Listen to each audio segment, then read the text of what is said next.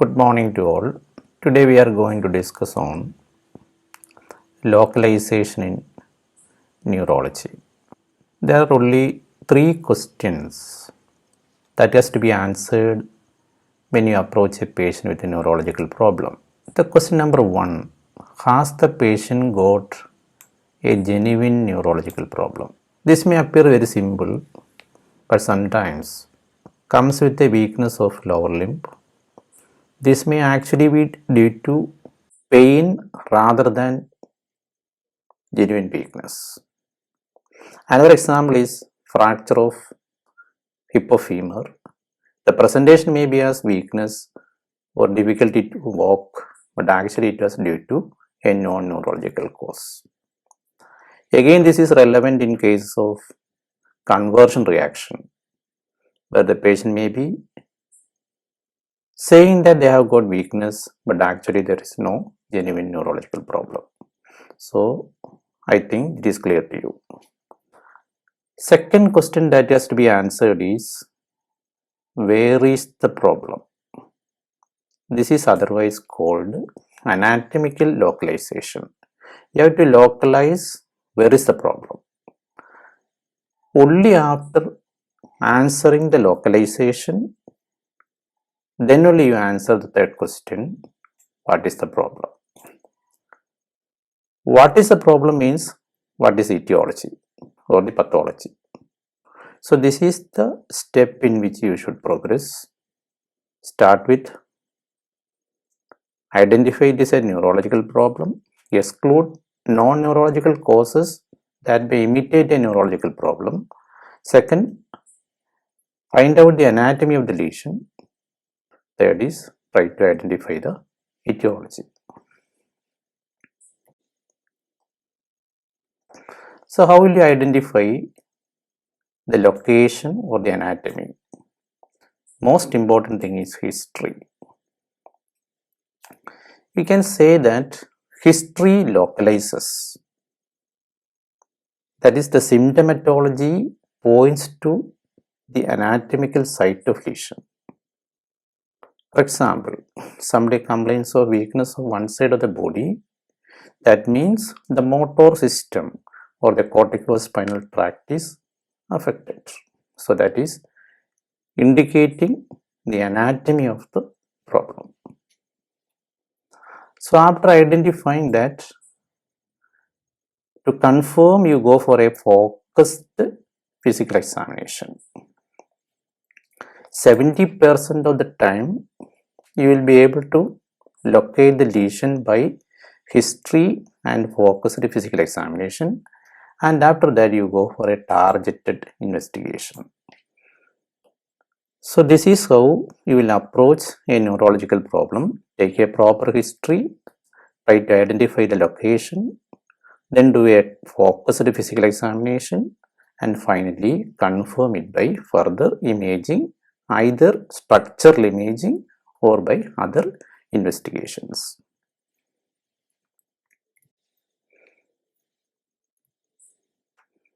So, localization in neurology, there are two types. One is by anatomy or the topographical.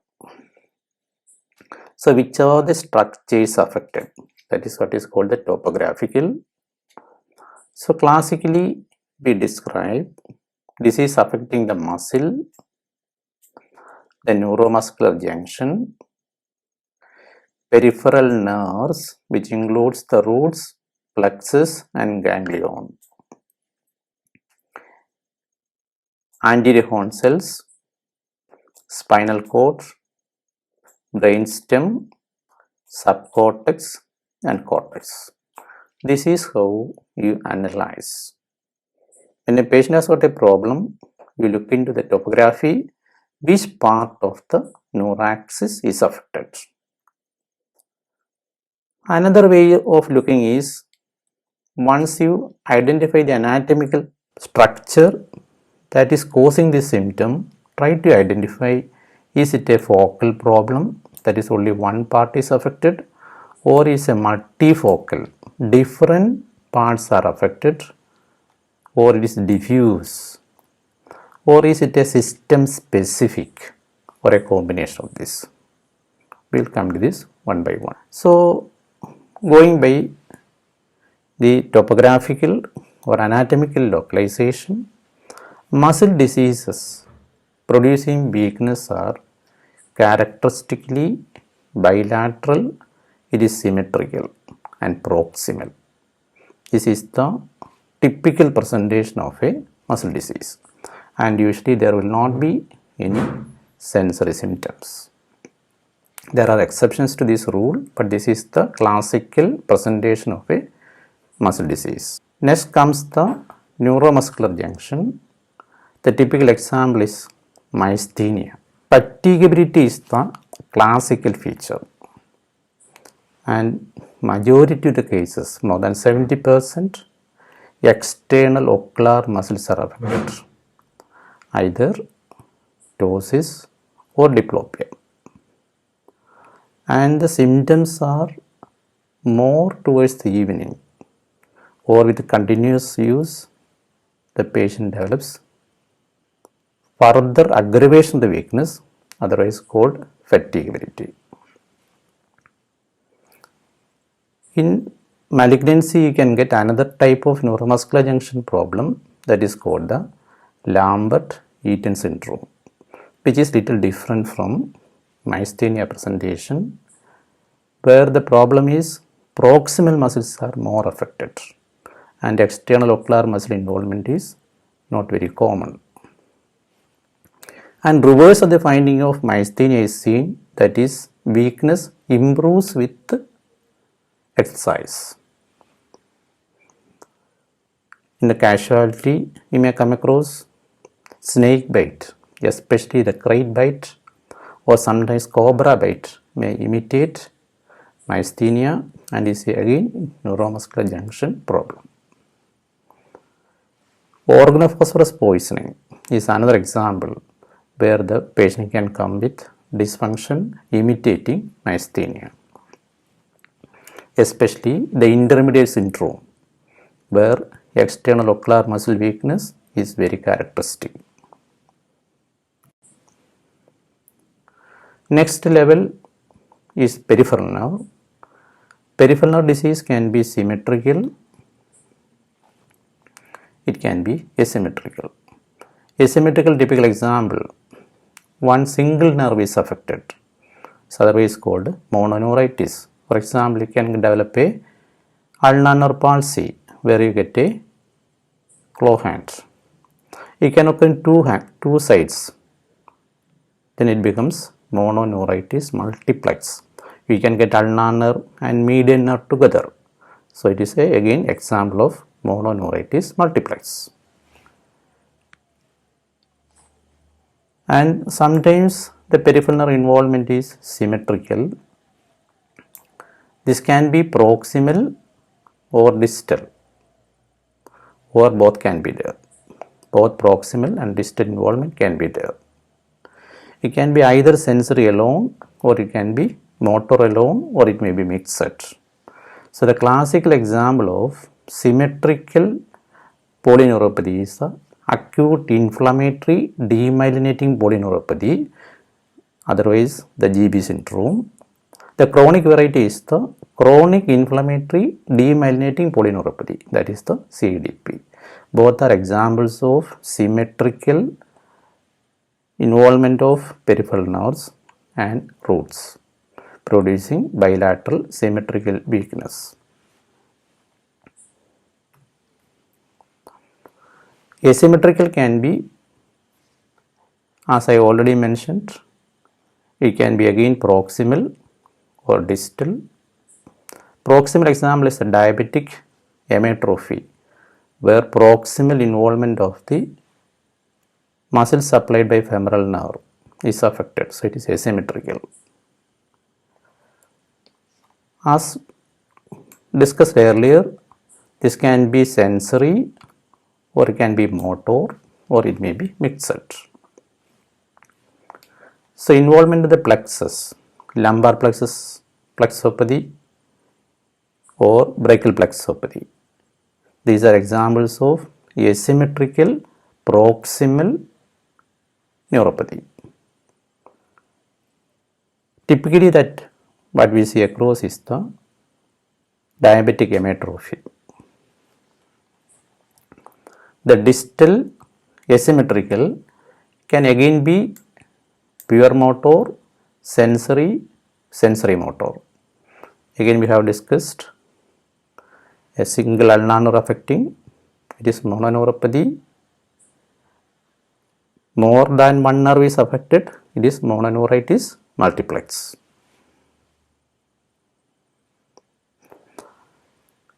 Presence of sensory plus motor symptoms in the distribution of the peripheral nerve is the classical feature of a peripheral nerve involvement. Again, there are certain patterns by which you can differentiate different types of peripheral neuropathies. In diabetic patients, you come across distal symmetrical sensory motor polyneuropathy. That is, in the stocking and glove distribution, the lowermost or the longest neurons are affected first, something called a dying back neuropathy. We will study about this when we discuss the peripheral nerves in detail. So what we have to remember is presence of sensory plus motor in the distribution of a peripheral nerve is the classical feature of a peripheral nerve involvement. Or conversely, when patient has got sensory plus motor symptoms, especially in the distal part, that is feature of peripheral neuropathy. In the myopathy part we discussed, myopathy is usually proximal, whereas the peripheral neuropathies are classically distal. Next level is spinal cord. There are different spinal cord syndromes. One classical thing is a transverse lesion of the spinal cord, which way destroy the motor tracts and the sensory tract. The finding will be there will be motor and sensory abnormalities below a particular level on the trunk. We can say when patient has got a sensory level on the trunk with weakness, the lesion is in the spinal cord. This pathognomonic, that is sensory level on the trunk. It may be at the level of inguinal region, it may be at the level of the umbilicus, it may be at the level of nipple, anywhere. A sensory level on the trunk with a paraparesis or quadriparesis is pathognomonic of spinal cord lesion. Nowhere in the neuraxis you will get a symptom like that.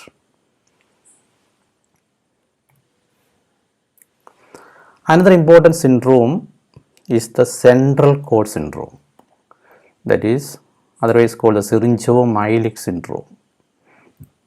There is a disease in the central part of the spinal cord. What you get is a suspended dissociated sensory loss.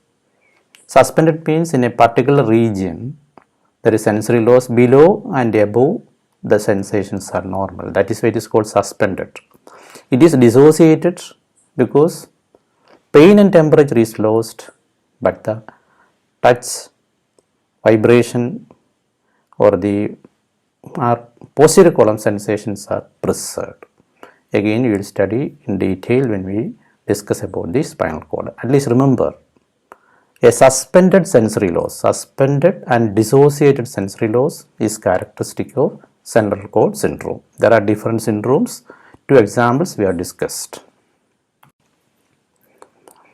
Now next level is brainstem. The classical finding of brainstem lesion is crossed findings. What do you mean by crossed finding? Ipsilateral lower motor neuron type of cranial nerve involvement and contralateral hemiparesis. That is what is called crossed hemiplegia. Suppose the patient has got a ptosis. Here we can see the patient has got a ptosis. And if the patient has got upper motor neuron findings on the opposite side contralaterally, extensor plantar or minimal weakness, that is what is called a crossed hemiplegia. What is the reason? Because you can see this is the third nerve, there is a lesion here will produce ipsilateral third nerve palsy. LMN type, patient can have ptosis. Other ocular muscles supplied by third nerve will be affected. But remember, the corticospinal fibers are coming down, passing through the midbrain, and it crosses only at the level of the medulla. So if these fibers are also affected, what you will get? You will be getting weakness on the opposite side. This is what is called crossed finding or crossed hemiplegia. Crossed findings are classical of brainstem lesion. There are other features, but just remember, brainstem lesions, if there is crossed hemiplegia or crossed findings, it is consistent with the brainstem lesion. Other features of brainstem lesion we'll study when we discuss brainstem syndromes. Next level is internal capsule. As you know, all the motor fibers, that is the lower limbs, the face and the upper limb, all are coming together and passing through the posterior limb of the internal capsule. So even a small lesion here can produce dense weakness, equal involvement of upper limb and lower limb. So that is the classical finding of internal capsule lesion. And you should remember, the sensory fibers are going posterior to the motor tracts, and also the optic radiation is there. So the patient can have associated neighborhood signs. That is, they can get hemisensory loss and homonymous hemianopia also in internal capsular lesion. So the capsular lesion is characterized by significant weakness, equal involvement of upper limb and lower limb. Next comes cortex. Cortical lesions are usually only if it is an extensive lesion, the whole of the homunculus is affected. So you can say that the classical feature of a cortical lesion is limited lesion. You can either develop lower limb weakness alone, weakness of the face alone, involvement of speech problem alone, or upper limb alone. So monoplegia is the classical feature in a cortical lesion when it produces weakness. It can either produce facial paresis, brachial paresis, faciobrachial paresis, crural paresis. Another feature of cortical lesion is cortical signs are there. The typical example is aphasia. If patient has got aphasia, you have to say that the patient has got a cortical problem. Second is involvement, motor, the convulsions. Presence of convulsions or seizures indicate that it is a cortical phenomenon. In addition, there can be other cortical abnormalities like cortical sensory loss, apraxia and agnosia. If any of these are present, you can say the patient has got a cortical problem. So the features of cortical lesion, one is limited lesion or a monoparesis, second is speech problem, third is seizure, other cortical sensory loss and cortical abnormalities like apraxia and agnosia.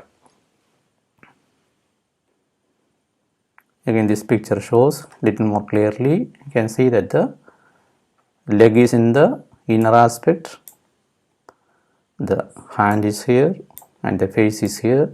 So cortical lesion usually produces limited weakness. So we have completed the topographical starting from muscle to cortex. Now this lesion you have to think about whether it is a focal, a single lesion has produced this, or multifocal, multiple disease, multiple areas it is affected, or is a diffuse lesion, or a specific system is affected. So a patient coming with a hemiplegia, and you You can think that a single lesion can explain. This is example of a focal lesion. Patient comes with a speech problem. Again, you can say it is a focal lesion. Let us think about a multifocal process. There is a history of a patient who developed sudden onset of right hemiplegia with aphasia. So, presence of aphasia means patient has got a cortical lesion and the speech is represented in the left side. So, you can say there is a left hemispherical lesion producing right hemiparesis. So, site of lesion is there is a site in the right cortex. The same patient has got a left superior quadrant anomia. So, for the left superior quadrant anomia, the lesion should be on the right side. So, the previous lesion cannot explain. So, this means even though the patient has got a cortical problem, maybe a cerebrovascular problem, two sides are affected. This is what is called a multifocal disease. This cannot be explained by a single lesion. So, this may be due to an emboli from the heart. Embolus goes to two different vessels. Another example is the mononeuritis multiplex, which I have already discussed. Patient has got a right ulnar nerve palsy, the left ulnar, two nerves are affected. So, it is again a multifocal problem. Then some conditions are diffuse. Patient coming with altered sensorium, metabolic encephalopathy, toxic encephalopathies, or dementia. Diffuse portions of the brain might have been affected. Polyneuropathy producing stocking and glove distribution. Again, different nerves at different places have been affected. So, it's a diffuse process affecting the longest neuron. This is what we have talked previously about the glove and stocking or stocking and glove type of sensory loss seen in polyneuropathy. Again, it's a diffuse process. Hope the difference between focal, multifocal and diffuse are clear. Now we go to the specific system localization. Certain degenerative conditions produce tract specific or system specific abnormalities. Typical example is the motor neuron disease. There is progressive diffuse weakness, atrophy and spasticity associated with the extensive fasciculations. There is no sensory, there is no higher mental function abnormality, only the motor system is affected. This is what is meant by a specific system or tract specific condition. This is very common in degenerative conditions. Example, amyotrophic lateral sclerosis, hereditary spastic paraplegia, etc.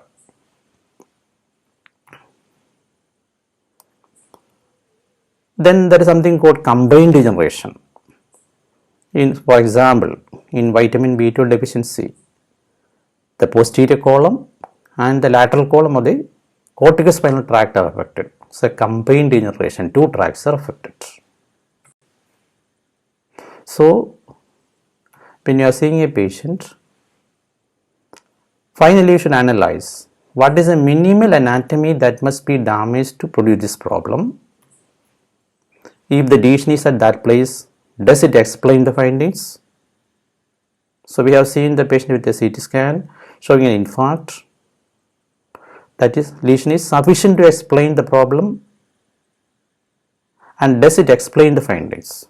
Yes, of course, that is sufficient to produce the weakness. And again you should ask, if the lesion is there, what else will be present? Once you get a cortical finding or a cortical lesion, you should think about other cortical abnormalities. Suppose the brainstem, you should think about what are the other additional findings you can get. So, we have summarized the history taking part. Try to identify whether the patient has got a neurological problem. If yes, where is the problem? Next, what is the problem? And what is the problem will be discussed next time. And where is the problem? you anatomically locate and then think about whether it is a focal problem, multifocal problem, diffuse problem. We will meet next week with localization, with the specific examples, and also how to identify what is the problem. Okay, thank you.